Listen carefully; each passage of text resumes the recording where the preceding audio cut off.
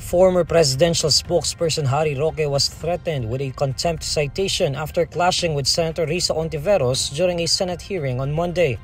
Hontiveros and Roque clashed when the lawmaker again brought up Roque's alleged ties to the raided Philippine offshore gaming operator Lucky South 99 in Porac, Pampanga.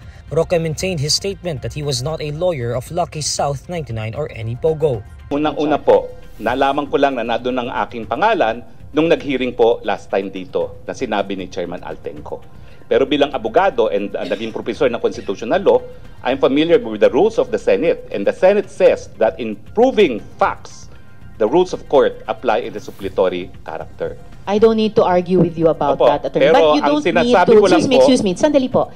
You don't need to tell the committee what the rules of the Senate are. Well, I'm just citing Please just po. Answer our question. My answer po is that document is only evidence of its existence. Pero para patunayan po yung katotohanan na nakalasaad sa dokumentong yan, dapat meron pong testigo na nakakita ng ginawa yung dokumentong yan, o di naman kaya testigo ng gumawa ng dokumentong yan, o di naman kaya yung testigo na pumirma ng dokumentong yan. Actually, as I said earlier, excuse me, no, Ma'am, excuse me kasi... No, excuse me, Attorney Roque. I'm sorry, madam, but I am a resource person invited. Yes, you are. Wait, let me finish. To answer. Yes, you already answered in excess. Kapag gusto nyo akong tumigil, papatigil nyo kapag ako nag-explain. Yes. I thought we were engaged in the search for the truth. Oh, definitely we are.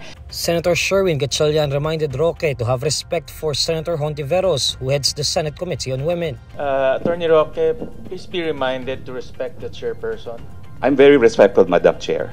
Paano respectful na nagsasalita siya, sinasabayan mo siya? I apologize, Senator Gatchalian. One more, I apologize. I will cite you in contempt.